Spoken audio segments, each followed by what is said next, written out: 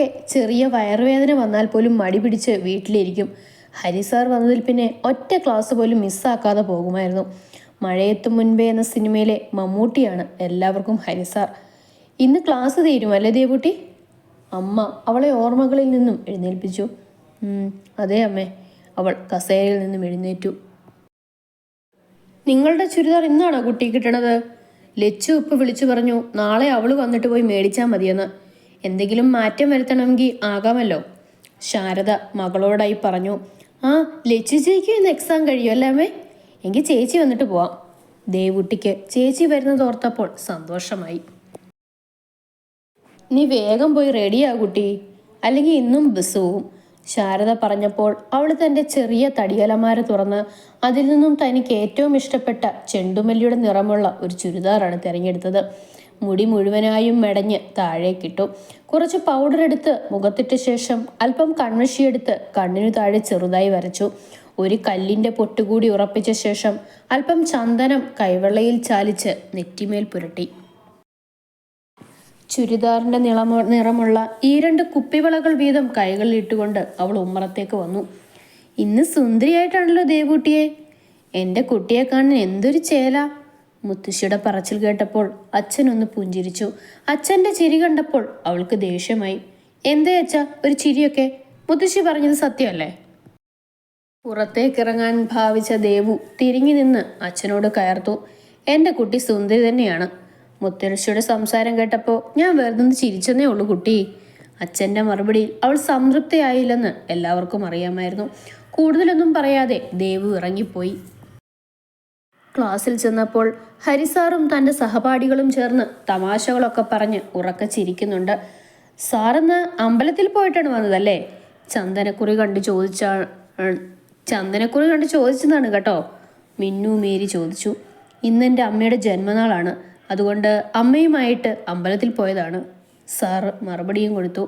ആ, ശ്രീദേവിക്ക് ഇന്ന് നേരത്തെ എത്തിയല്ലോ. സാറു പറഞ്ഞത് കേട്ട് എല്ലാവരും തിരിഞ്ഞു നോക്കി. അവൾ ചെറുതായൊന്നും മന്ദഹസിച്ചുകൊണ്ട് അകത്തേക്ക് കയറി വന്നു. സർ, ഇവൾ മനഃപൂർവ്വം താമസിക്കുന്നതല്ല കേട്ടോ. ഇവളുടെ കേശഭാരം മിനിക്ക് വരുമ്പോൾ ലേറ്റ് ആകുന്നയാ. സാറയുടെ പറച്ചിൽ കേട്ട് എല്ലാവരും ഉറക്കെ ചിരിച്ചു. ഓക്കെ, അപ്പോൾ എല്ലാവർക്കും ഓൾ ദ ബെസ്റ്റ്. ബെല്ലടിക്കാറായി എന്നും പറഞ്ഞ് സാറ് പുറത്തേക്ക് പോയി.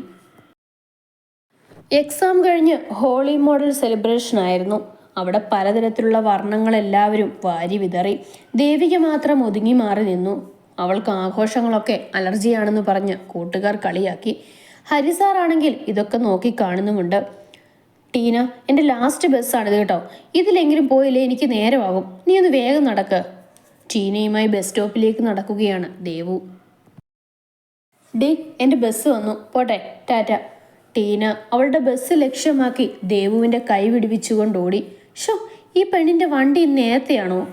അവൾ വാച്ചിലേക്ക് നോക്കിക്കൊണ്ട് സ്വയം പറഞ്ഞു. കുറച്ചേറെ കുട്ടികൾ പോയി കഴിഞ്ഞു.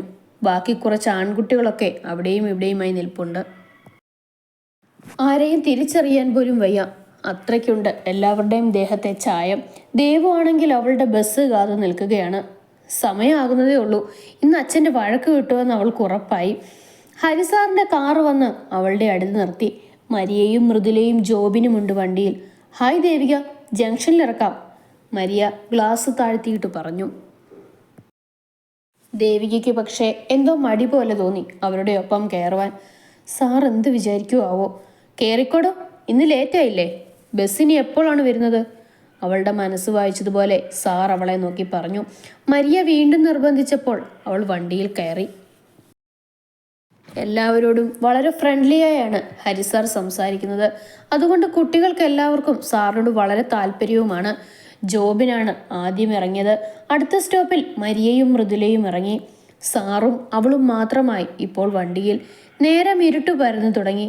എത്രയും പെട്ടെന്ന് ജംഗ്ഷൻ ആവാൻ അവൾ പ്രാർത്ഥിച്ചു. ദേവികയുടെ ചങ്ക് പടപെടാന്ന് ഇടിക്കാൻ തുടങ്ങി. ദേവികയ്ക്ക് എന്താ പേടി തോന്നുന്നുണ്ടോ? സാറ് കണ്ണാടിയിൽ കൂടി ഇടയ്ക്ക് ശ്രദ്ധിക്കുന്നത് അവൾ കാണുന്നുണ്ടായിരുന്നു. ഒന്ന് ശ്വാസം വിടടോ, അത്രയ്ക്ക് ഭീകരനൊന്നുമല്ല ഞാൻ. എനിക്ക് പേടിയൊന്നുമില്ല സാറേ. മറുപടി കൊടുത്തപ്പോൾ പോലും അവൾ ചെറുതായി വിറച്ചുപോയി. ഹരി ഒതുങ്ങിയ ഒരു സ്ഥലം നോക്കി അയാളുടെ വാഹനം നിർത്തിയപ്പോൾ ദേവിക ശരിക്കും പേടിച്ചു. എന്ത് സർ, എന്തു പറ്റി വണ്ടി നിർത്തിയത്? അവൾ വല്ലവിധേനയും അയാളോട് ചോദിച്ചു. ഇയാൾക്കിനി എന്താണ് നെക്സ്റ്റ് പ്ലാൻ? PG ആണോ?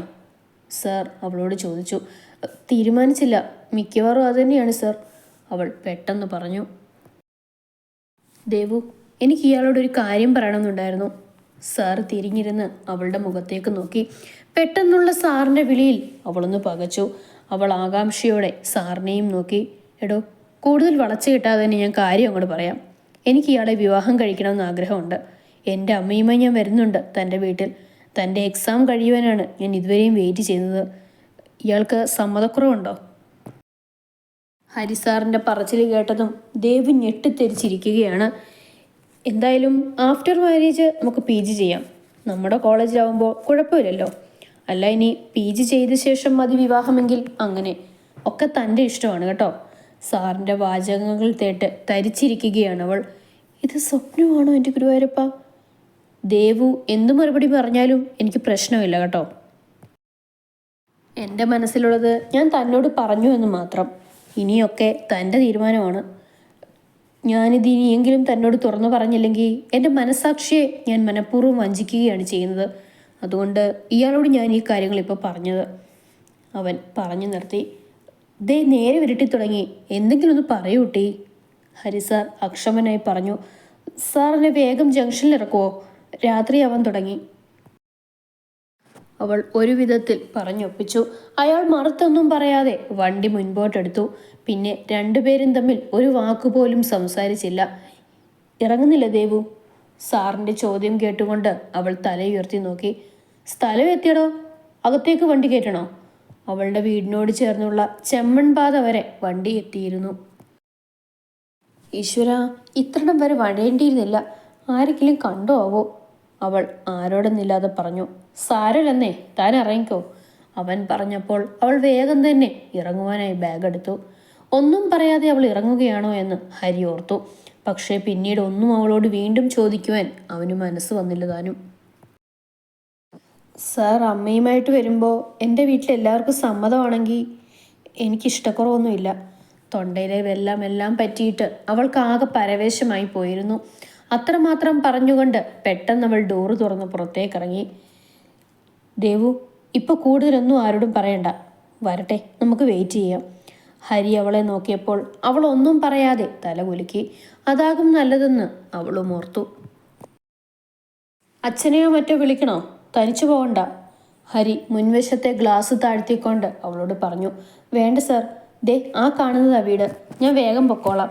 ഈ പാടം കഴിഞ്ഞ വീടെത്തി. ഇവിടെ നിന്ന് നോക്കിയാൽ എൻ്റെ വീടിൻ്റെ ഉമ്മറാൻ കാണാം. എങ്കിൽ താൻ പൊക്കോളൂ. അവൻ പുഞ്ചിരിച്ചു. വരട്ടെ സർ. അതും പറഞ്ഞ് അവൾ അവനെ നോക്കിയൊന്ന് പുഞ്ചിരിച്ചുകൊണ്ട് വേഗത്തിൽ മുൻപോട്ട് നടന്നുപോയി. തൻ്റെ വീട്ടിൽ അമ്മ വിവാഹക്കാര്യം പറഞ്ഞപ്പോൾ താൻ തിരിച്ചൊന്നും അമ്മയോട് പറയാഞ്ഞതും ദേവുവിൻ്റെ മറുപടി അറിയുവാൻ വേണ്ടി മാത്രമായിരുന്നു. അമ്മയുടെ അടുത്തേക്ക് എത്താൻ അവൻ്റെ മനസ്സ് വെമ്പി, ഈ കാര്യങ്ങൾ ഒന്ന് അവതരിപ്പിക്കാൻ. പക്ഷെ ദേവു വീട്ടിലെത്തിയിട്ട് പോകാമെന്നോർത്തുകൊണ്ട് അയാൾ അവിടെ കിടന്നു.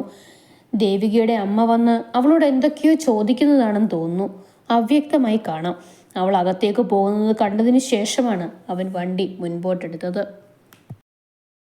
ഹരി വണ്ടി ഓഫ് ചെയ്തിട്ട് വരമ്പത്തൂടെ നടന്നു പോകുന്ന ദേവൂട്ടിയെ നോക്കിക്കൊണ്ടിരിക്കുകയാണ്. ശാലീനത നിറഞ്ഞ ഒരു നാട്ടിൻ പുറത്തുകാരി പെൺകുട്ടിയാണിത്.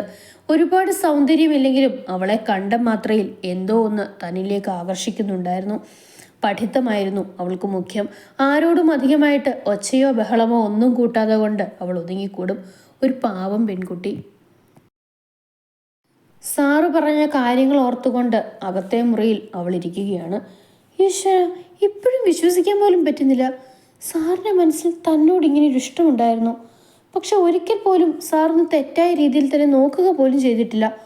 അത്രയ്ക്ക് നീറ്റായിരുന്നു സാറിൻ്റെ സ്വഭാവവും പെരുമാറ്റവും. ദേവുവിൻ്റെ മനസ്സ് നിറയെ ഹരിസാർ മാത്രമായിരുന്നു. ഒരു ചെറിയ കാര്യം പോലും അമ്മയോട് പറഞ്ഞിരുന്ന താൻ ഈ കാര്യം മാത്രം ഒളിച്ചു വെച്ചുവല്ലോ എന്ന് അവൾ ഓർത്തപ്പോൾ അവൾക്ക് വിഷമം തോന്നി. എന്തായാലും സാറും അമ്മയും കൂടെ വന്നിട്ട് പോകട്ടെ, അതാവും നല്ലത്, ദേവൂട്ടി ഓർത്തു. പെട്ടെന്നാണ് അവളുടെ മനസ്സിലേക്ക് വേറൊരു കാര്യം കടന്നു വന്നത്. ലച്ചു ചേച്ചി നിൽക്കുമ്പോൾ ചേച്ചിയുടെ വിവാഹം കഴിയാതെ എങ്ങനെയാണ് എൻ്റെ കൃഷ്ണ? ഷോ, ഇനിയിപ്പോൾ എന്ത് ചെയ്യും? എന്തായാലും സാറ് വരട്ടെ, എന്നിട്ടാകാം ബാക്കി. ദേവു കണ്ണുകൾ ഉറകെ അടച്ചു കളഞ്ഞു. അച്ഛനും അമ്മയും കൂടി ലച്ചുവിനെ കൂട്ടിക്കൊണ്ടുവരാനായി ശേഖരമ്മാമ്മയുടെ വണ്ടി വിളിച്ച് കാലത്തെ പോയതാണ്. ഇതുവരെയായിട്ട് എത്താറായില്ലേ അവര്? നേരെ ഒരുപാടായല്ലോ കുട്ടി. മുത്തശ്ശിയാണെങ്കിൽ ഉമ്മറത്ത് ആവണപ്പലകയിൽ നിലവിളക്ക് കൊളുത്തുവാനായി തുടങ്ങുകയായിരുന്നു. പടിപ്പുരയിലേക്ക് കണ്ണു നട്ടുകൊണ്ടാണ് തന്നോടുള്ള ചോദ്യവും. ഇപ്പം എത്തും മുത്തശ്ശി, അവരെ കവല കഴിഞ്ഞൂന്ന്. അതും പറഞ്ഞുകൊണ്ട് ദേവു തുളസിത്തറയിൽ നിലവിളക്ക് കൊളുത്തി. അപ്പോഴേക്കും അച്ഛനും അമ്മയും ചേച്ചിയും കൂടി വരുന്നത് ദേവു കണ്ടു. മുത്തശ്ശി, അവർ വരുന്നുണ്ട് കേട്ടോ. ദേവു ആഹ്ലാദത്തോടു കൂടി വിളിച്ചു കൂവി. കാറിൽ നിന്ന് ഇറങ്ങിയ ലച്ചുവിനെ കണ്ടുകൊണ്ട് അവൾ ഓടിച്ചെന്ന് കെട്ടിപ്പിടിച്ചു. ചേച്ചി. ഷോ, എൻ്റെ ദേവൂട്ടി, ഞാൻ ആകെ വേർത്തു. നീ അങ്ങോട്ട് മാറിക്കോ, ഇല്ലെങ്കിൽ നിന്റെ ദേഹത്തൂടി അഴുക്കാവും. ലച്ചു അവളെ നോക്കി പറഞ്ഞു. മടുത്തു ഈ യാത്രയൊക്കെ, ഇത്തിരി കട്ടൻ ചായ എടുത്ത് ദേവൂട്ടി. അമ്മ പറഞ്ഞപ്പോൾ അവൾ വേഗം തന്നെ അടുക്കളയിലേക്ക് പോയി. ലച്ചു, നിനക്ക് പരീക്ഷ എളുപ്പമായിരുന്നു മോളെ? മുത്തശ്ശി ലച്ചുവിനോട് ചോദിച്ചു. അതെ എൻ്റെ മുത്തിയമ്മേ, പരീക്ഷയൊക്കെ നല്ലോണം എളുപ്പമായിരുന്നു. അവൾ അവരുടെ കവിളിൽ ഉമ്മ വയ്ക്കുവാനായി വന്നിട്ട് വേഗം തന്നെ നിന്നു. അതേ മുത്തു, ഞാൻ കുളിച്ചിട്ട് വരട്ടെ കേട്ടോ എന്നും പറഞ്ഞ് ലച്ചു അകത്തേക്ക് പോയി. എല്ലാവരും ഒരുമിച്ചിരുന്ന് രാത്രിയിൽ അത്താഴം കഴിച്ചു. പെൺമക്കൾ രണ്ടുപേരും കൂടി അവരുടെ കോളേജിലെ വിശേഷങ്ങളൊക്കെ പറഞ്ഞുകൊണ്ടിരുന്നു. ലച്ചുവും കൂടി എത്തിയപ്പോൾ വീടാകെ ഉണർന്നു. അമ്മേ, നാളെ രാവിലെ തന്നെ നീലിമയുടെ വീട്ടിൽ ചെല്ലണമെന്ന് അവൾ വിളിച്ചു പറഞ്ഞിട്ടുണ്ട്. കൈ കഴുകുന്നതിൻ്റെ ഇടയിൽ ലച്ചു പറഞ്ഞു.